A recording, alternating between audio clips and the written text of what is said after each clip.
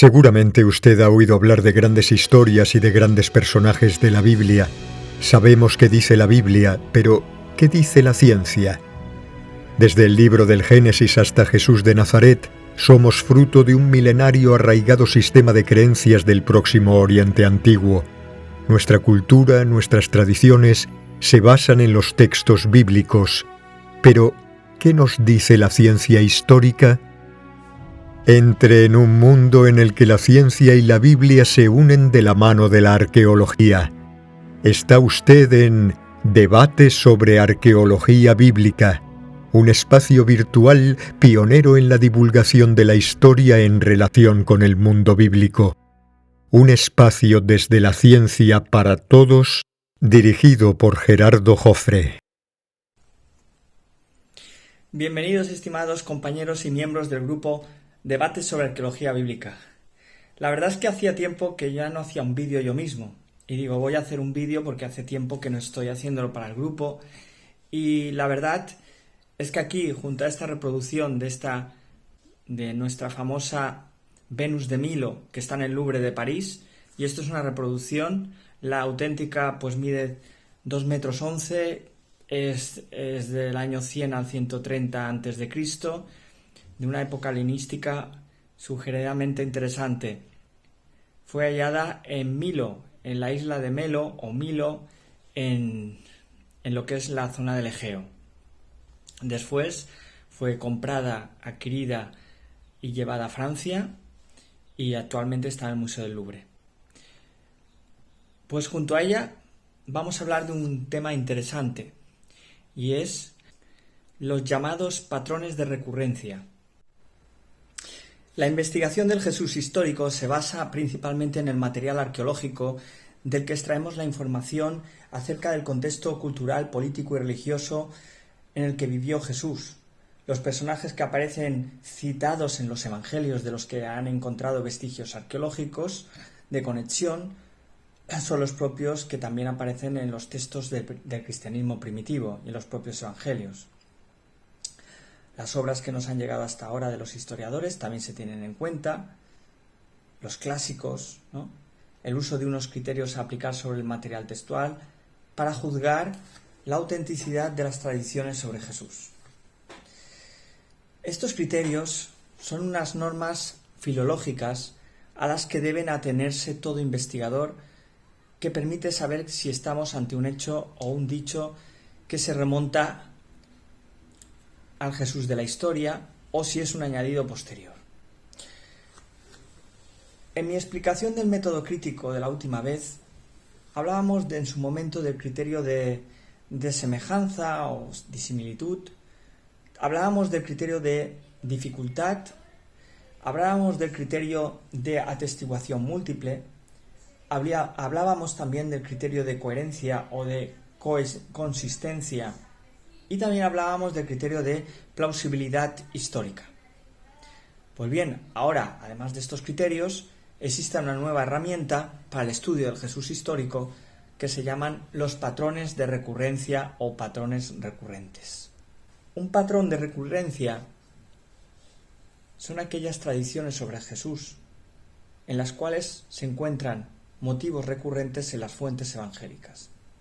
Es decir, cuando hay motivos recurrentes en las fuentes evangélicas, cuya convergencia parece permitir recuperar una serie de material genuinamente jesuánico.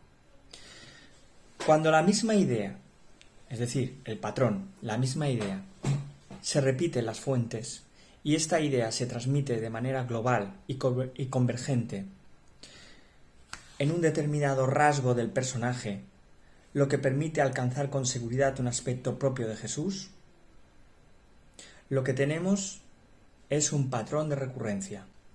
El patrón de recurrencia no debe ser confundido con el criterio de atestiguación múltiple.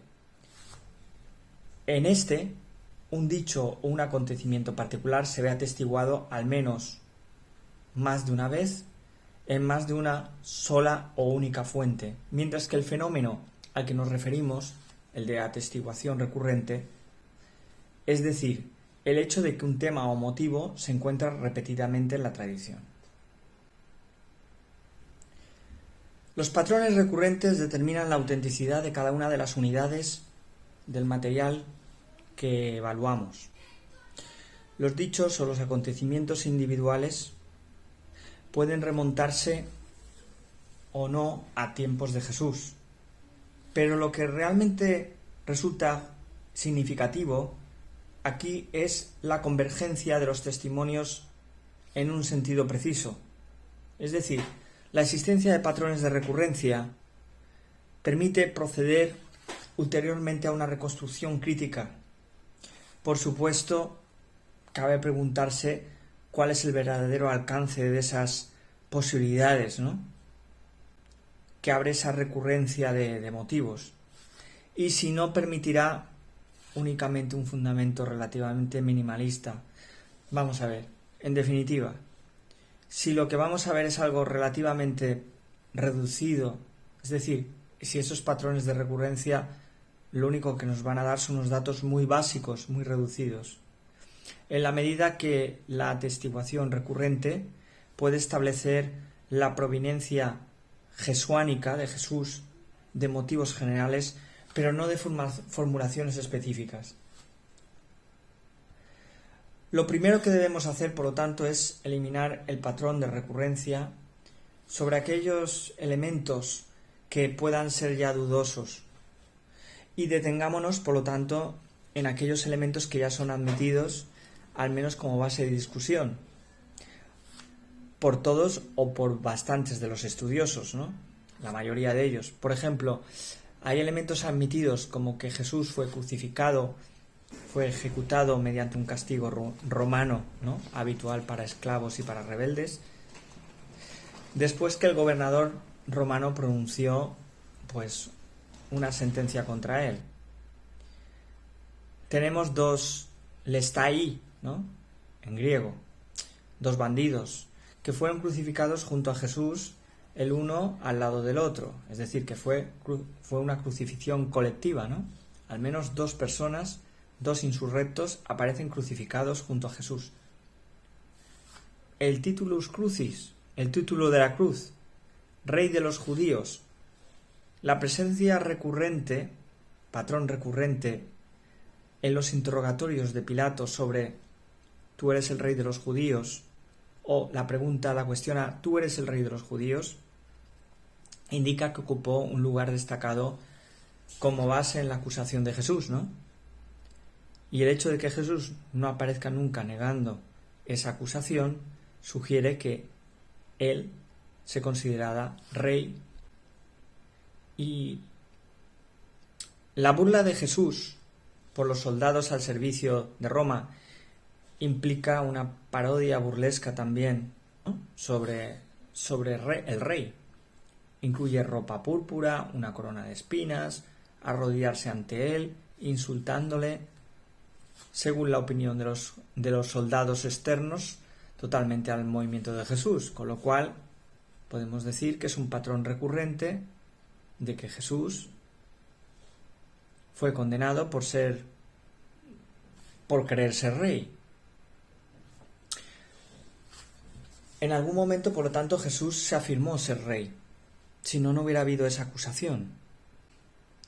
O bien una partida de soldados armados que van a prender a Jesús en secreto y por la noche. De acuerdo con Lucas, en una ocasión crítica, Jesús asegura a sus discípulos que estuvieran armados, ordenándoles que compraran espadas. Por lo menos algunos discípulos de Jesús, si no todos ellos, llevaban armas ocultas, ¿no? Tal lo atestigua Marcos como lo atestigua Lucas. Los 4 evangelios, Marcos, Mateo, Juan y Lucas también, dan constancia de que hubo una resistencia armada en el momento de la detención de Jesús. El episodio del templo supone también algún tipo de actividad violenta. No está claro qué realmente sucedió allí, ni en qué escala sucedió esa violencia, pero se sabe que hubo un comportamiento violento. La entrada triunfal de Jesús en Jerusalén reivindicaciones políticas claras tanto por las palabras como en los hechos. Jesús aceptó sin reparos un tipo de bienvenida reservado a un aspirante al trono, a un Mesías. Por lo tanto, debemos decir que hay unos patrones de recurrencia que nos indican que Jesús se creía rey. Por lo tanto, podemos decir que hay unos patrones de recurrencia que nos indican el delito por el cual fue condenado Jesús, lesa majestas. Jesús prometió a sus 12 discípulos que se sentarían en los tronos para juzgar y gobernar a las tribus de Israel, que serían instauradas, y ello implicaba la desaparición de actuales gobernantes de Israel y, por supuesto, la hegemonía romana y la política del estatus creado por Roma. Que, de acuerdo con las propias declaraciones de Jesús a sus discípulos, el objetivo de Jesús era restaurar el reino de Israel. Lo dice los Hechos de los Apóstoles, lo dice Lucas. Jesús lo que proclama es la llegada inminente del reino de Dios, un reino en el cual va a tener un protagonismo importante Jesús y sus 12 discípulos. Varios dichos atribuidos a Jesús, por ejemplo, palabras despectivas dirigidas a la mujer sirofenicia que aparece en Marcos, o bien otros tipos de pasajes, reflejan una falta de estima hacia los paganos. De hecho, podría incluirse un desprecio hacia ellos. La predicación, por lo tanto, de Jesús es nacionalista y se circunscribía únicamente a Israel. Lo vemos los patrones de recurrencia. Estamos viendo una serie de datos recurrentes, que es información precisa, que nos indica no solamente criterios de atestiguación múltiple en diferentes evangelios, sino incluso en un único evangelio continúa y se repite el mismo patrón. Eso es un patrón de recurrencia. Es más, Jesús recalcó a sus seguidores que el discipulado es sinónimo de conflictos, de sacrificio, de sufrimiento. Tenemos varios seguidores de Jesús, como Pedro, los hijos de Zebedeo, que expresan el compromiso de estar dispuestos a morir con él. Véase Marcos, por ejemplo, 10, 38, 39, o Marcos 14, 29, 31, o Lucas 22, 31, 33. Hay seguidores de Jesús que están dispuestos a morir con él. Entonces, ¿qué entendemos por esto? La opción más razonable de interpretación indica que Jesús incluso se opuso al pago del tributo a Roma. Si no, entonces, ¿a qué viene que se acusará a Jesús a instigar una sedición y subvertir, como dicen las Escrituras, nuestra nación? ¿No? En Lucas 23. Por consiguiente, hay anhelos nacionalistas, ¿no? De hecho, la tradición demuestra que los discípulos tenían miedo a ser detenidos, presuntamente ser ejecutados, tanto en la huida narrada del relato de la pasión como en la historia de la tradición de la negación de Pedro. Es decir, uno de los rabinos más prestigiosos de Israel de todos los tiempos, Gamaliel I, compara, viéndolo desde fuera, el movimiento de Jesús y de sus seguidores con el Judas el Galileo y Teudas, en Hechos de los Apóstoles 5:34. Nada menos. Es decir, que todos estos elementos se derivan de fuentes canónicas. Los evangelios, los sinópticos, derivan de Juan, derivan de Hechos, de los Apóstoles, y aparecen diferentes tipos de formas literarias, dichos de palabras de Jesús, o bien asignadas, atribuidas a él, tanto de seguidores como de adversarios, que gozan de múltiple atestiguación.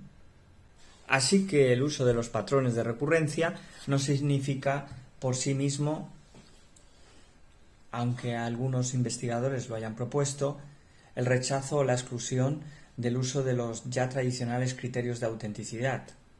Por ejemplo, el famoso criterio de dificultad, que es el más importante de todos. No es lo mismo el criterio de atestiguación múltiple que el llamado patrón de recurrencia, ya que El primero, el de atestiguación múltiple, solo afirma que para que sea verosímil históricamente un pasaje o un motivo evangélico, tiene que estar atestiguado al menos por dos fuentes independientes. Mientras que los patrones de recurrencia refieren a un motivo o unas ideas, unos conceptos recurrentes que van apareciendo constantemente.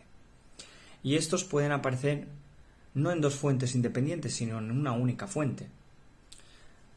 Estas aparentes generalidades ayudan muchísimo a reconstruir una figura del Jesús que sea más correcta. En conclusión, estas últimas consideraciones lo que hacen es ayudarnos a salir del escepticismo radical, del mitismo. Es que en realidad existe una serie de conjuntos básicos, generales, que ayudan a reconstruir con bastante seguridad la figura de Jesús.